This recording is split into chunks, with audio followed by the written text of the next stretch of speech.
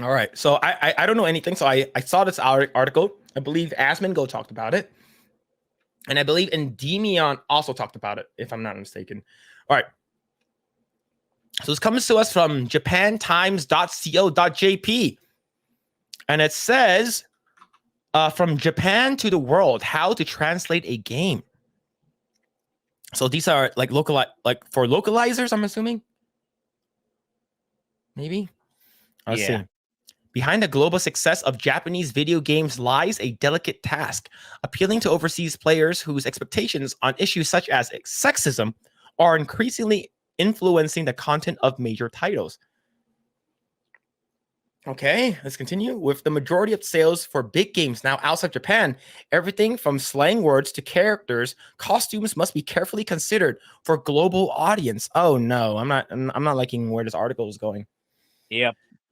It is a complex process that has come a long way since the Wild West of the 1980s and 90s, according to the high-profile localization team. There were no rules, no industry standards, and quality of localization could vary greatly from one title to the next, says the Sega of America team who worked on Like a Dragon Infinite Wealth, the latest title in the hit Yakuza series releasing on Friday. Back then, translators faced constraints, including two small text boxes, and sometimes game developers did the job themselves in less than perfect English. So I believe back in the day, there wasn't an actual job for like translating, right? There wasn't like a criteria. So it does make sense that sometimes it's not grammatically Accurate. correct, right? Yeah. Yep. Let's see. Next one, it says it's also meant that many games from the era, especially dialogue-heavy ones, never made it out of Japan. Thankfully, the industry and perhaps more importantly, consumers have changed a lot since those days, and we are now able to be more faithful to the cultural and emotional content of Japanese games than ever, the Sega team says. Localization is now integral to the design process, with international gamers in mind from the start. One key example is how Japanese game developers dress their heroines. As the Me Too movement changed the mindset, says Frank Genti, senior localization manager at Japanese game giant Bandai Namco. No. Oh no. Frank Genti, get the fuck out of there, please. We tell them that cleavage is a bit too exposed, or the skirt is a bit too short. Before, they weren't very flexible, but they've become more proactive on such subjects. You are localization people. Why the fuck are you actually commenting and giving feedback on how they look? Yeah, exactly, right? You're not an artist. Yeah. All right, let's continue. The puzzle game localization affected in the 1980 arcade sensation Pac-Man, with the direct translation Puck-Man, deemed too risky because it could be vandalized to fuck man. I'm assuming, right? Some top-selling games, including Mario, Final Fantasy, and Pokemon, involve fantasy words that are not overtly Japanese, offering some flexibility for their adaptation. But the task becomes trickier for series such as Yakuza, which are set in real-life locations and use slang from Japan's underworld. Getting it right is important. Around 70% revenue from the recent titles in Yakuza is overseas. Who fucking cares? Yeah. Yakuza's is getting done so dirty, given everything we talked about today. Like, look, I understand that most of your game comes out from Japan, but the thing is that majority of the time we see our day-to-day stuff as boring. So whenever we see things or play games that's from a different culture, it is actually really cool. And I prefer it not to be neutered. One big example is nerfing characters like Tifa, which it is fine. But one major one, which I didn't like, is the censorship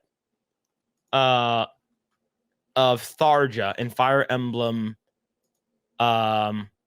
Awakening. Yeah, Awakening. And Yeah. I believe there was a scene where you go into her bedroom quarters, and you sort of see. Okay, I want to make sure that safe search is off, so I wonder if it's gonna pop up. Okay, here it is. There is a scene over here that, let me pull up right over here. So this is from the game, right? Tharja, basically, I believe she's one of the best romances in Fire Emblem Awakening. And basically it shows her, like, you sneak in, like you go visit her, and this is where you romance her, right?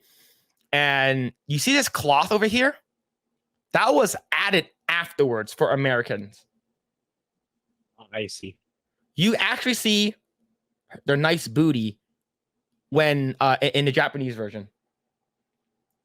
And I am so sick and tired of them hiding those delicious goodies from me. I am sick and tired of it, chat. Oh, let's continue. See, but in recent years, booming interest in manga, comics, anime, and wider Japanese culture has made the job easier.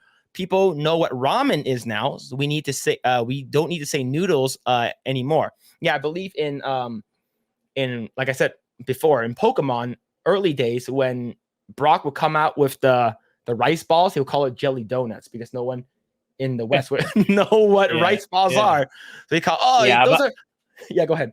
Yeah, but I would say, I just want to say, I would think a lot of people know what karaage is by now, but in translation anime, it's still in English, it's still fried chicken. It's not karaage. Yeah. Because it's basically fried chicken in Japan, but it still tastes distinctly different if it's karaage versus fried chicken. Yep. Let's see. His team at the European headquarters of Bandai Namco has adapted games including the Tekken fighting series and a smash hit role-playing game Elden Ring into a dozen languages. Their job is as much as cultural challenges as linguistic one, says Pierre Froget, a localization project manager at Bandai. The player, whichever country they're from, should understand and feel the same thing as as someone who's playing in the original language. Yes, yeah. Thank you. How about you don't change anything, huh? Yeah. Maybe there's a reason why people buy your games. It's because of the unique culture and art direction. Maybe, just maybe. This one right here. No longer acceptable. Unacceptable. All right, let's see. A better understanding of Japanese culture among players means I already see some letters I don't like. Means adaptations can be more subtle. The Yakuza series is now called Like a Dragon, closer to the original Japanese. LGBTQ caricatures and sexist cliches have also been axed.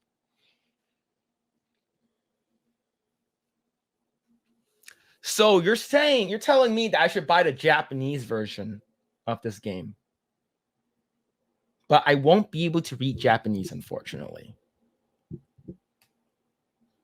Man. Let's see. Many representations which were normal in Japan in the first Like a Dragon games are no longer acceptable, says Masayoshi Yokohama, the series executive producer. We asked our team in the United States and Europe to read the game script, and they tell us if they see things that wouldn't be acceptable in their country. Who gives a shit? Make your game good and make the game that you intended it. And if people don't like it, who gives a shit? People are going to like your game, but now you have to cater to modern audiences? Yeah, the people who won't buy your game anyway. The 0.0005% who won't buy your game anyway. I'm pretty sure that you have such a small minority. Like, under 10% of the world is probably LGBTQ. I'm assuming. And you're catering to that loud minority who are online saying, it is unacceptable that you have caricatures of sexist and cliches stuff in your game. Please remove them. And the thing is, a lot of these localization people are a part of that community. Yeah, how do they get these jobs? That's the thing. It's so frustrating. They land these jobs. Oh man. Oh, that sucks to see. All right, let's see. Changes often focus on alcohol, politics, or religion. Froget adds, while cultural references points also differ. When there are people dressed in black boots and big leather coats in Europe, that could bring in the mind of Nazi uniform. So basically, is JoJo Bizarre Adventure like banned? Yeah, exactly. Is that banned in Europe? People, Yeah. I'm pretty sure most of our people who are watching our demographic are people here in the States. There are some people in Asia, which is freaking awesome. Now, for people who are in Europe, which is probably 0% of our audience, do you guys think JoJo's Bizarre Adventure is racist? Does it remind you of a Racist, Nazi uniform? sexist. Yeah. That's insane. With global releases dates now the norm, these decisions must be made under tighter deadlines than before. And despite improved communication between developers and localization teams, challenges remain, especially when translating a game into the language other than English. Efforts have been made to understand the needs of the English-speaking world, Frogget says. But for German, uh, which has longer sentences and other linguistic quirks, localizations is sometimes seen as extra difficulty by design. I think that's a skill issue. Just hire better people. Even so, Frogget believes in his mission to create connections to Japanese culture and help Europeans discover its depth, while respecting both the game and the player. I believe that's fine, but people here in the US are just so trigger happy. And like I said, they're not even going to play the game. They're not even going to buy the game anyways. But you guys are catering to the 70% of your audience is. Oh yeah. What? Go ahead. Yeah. It's.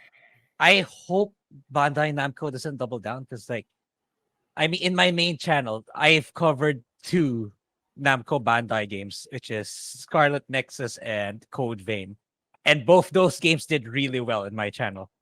And it's a shame. It tells me how much of a strong fan base you have compared to the games that Square Enix makes. It's like they're a lot more dedicated. And if you keep screwing them over like this, I mean, you stand to lose a lot, in my opinion. It's like, yeah, it's like I want to cover more Bandai Namco games because of how dedicated their fan base are. But if you go down this path, I do not want to play your games. If you're gonna go censoring your characters, being politically correct in the games, like, no, please do not do this. Thanks for checking out this segment of the Project Eggroll podcast. If you like what we do here, please like, share, subscribe, hit the notification bell, and you will know next time when we go live. We do go live every Saturday at 8 p.m. Once again, we are just getting started. Tons of more video to come. Thanks, and we'll see you guys next time.